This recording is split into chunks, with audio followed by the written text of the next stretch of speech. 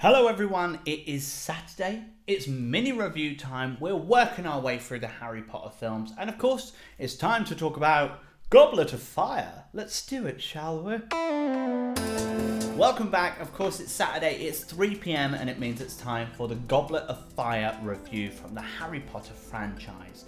So let's talk about it. Why not give you the synopsis straight away and we get cracking. Harry Potter finds himself this year competing in a hazardous tournament between rival schools of magic, but he is distracted by reoccurring nightmares. And that's a short, sweet synopsis that you can find on imdb.com. And pretty much explains it all. This film features lots of different things that we saw, but compared to our previous film, The Prisoner of Azkaban, it is a lot more simple. The director of this film is Mike Newell. If you don't recognise that name, he is the director of Four Weddings and a Funeral and Prince of Persia for Disney. Now, I think he's a great director. I thought this directing was absolutely fine. It's not amazing in my eyes, but that's nothing against him. The reason I say that is I just don't like the end of this film. I think the film's great. I love the book of this particular story. I thought it was fantastic. But there was just odd moments, and the end was just like, that was weird. But that's just my opinion, and if you watch it again, maybe you'll think the same, especially after you watch the other ones. You're just like, sort of like, weird? I don't know. We'll come back to that another point. Drop me a comment, ask me why, and maybe we'll talk about it further. But I think he does a good job all round. Obviously, the film revolves around the Goblet of Fire and the Triwizard Tournament. Now, in this tournament, of course, there is challenges between different schools of magic, and I think everybody does a great job in those, and the challenges are fantastic.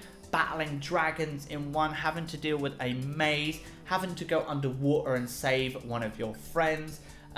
Is absolutely, I think it's done really well. The CGI, all of the special effects I thought were brilliant in this film, especially when we're looking at all the dragons and stuff like that. I just think it's great fun and I do really enjoy it.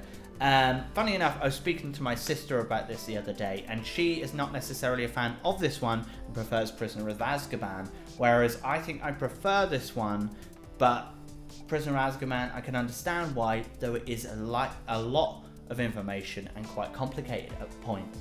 Anyway, let's talk about the characters that feature in this film.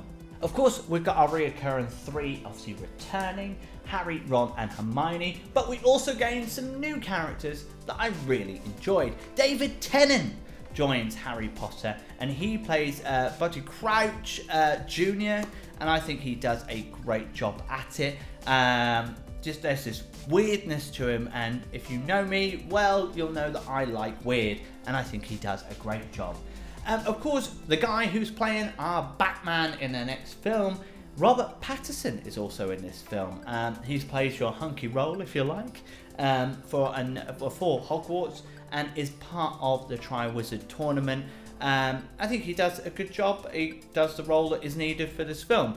The one thing that I think is a little odd is obviously we've never seen this character in previous films, and then suddenly, hello, I'm here now, and sort of is featured a lot. Now, I know there's lots of pupils at the school.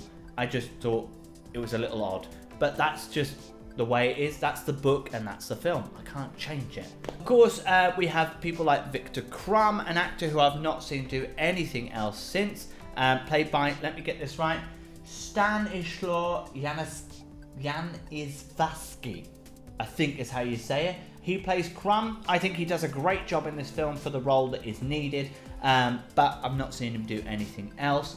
Roger Lloyd Pack plays the father of David Tennant's character, and I absolutely love him. I think he's great. Of course, you'll know him from Only Fools and Horses, if you've seen it before, of course, and I think he does a great job in that.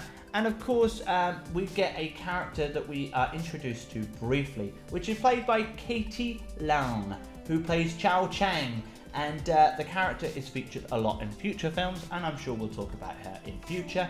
So I can't say that she was amazing because she's not in it that much, but it's our introduction to a character that is featured a lot in future films. So let's talk about the film just a little bit further in depth. This film isn't, as I say, as complicated. You've got the games, which I think are really well done in the Triwizard Tournament, with all of the different challenges, and I think they're really well done together with the effects and CGI. Right at the beginning, we get introduced to the Quidditch World Cup, which I think is done really, really, really well. I wish that we actually got to see the match rather than just introduced to it, where it's done, etc, etc. But that's just the way it is. And of course, this film features a lot of love. Yes, we see a lot of people talking about love. We see a lot of people fancying other people. Obviously, there's the big dance at the end of the tournament, and you know, that leads to people asking people to the dance, etc. But it does feature a lot of love in this, which obviously eventually is going to happen. That's what happens at school and stuff like that, isn't it? You fancy pupils and so on and so forth.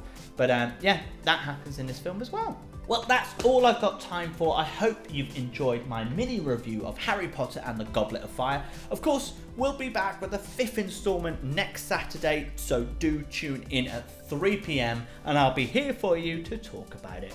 But if you are enjoying these mini reviews or any of my other videos, you want to know more about film reviews, more film news, head over to my channel. All you got to do is hit the like button, subscribe to my channel.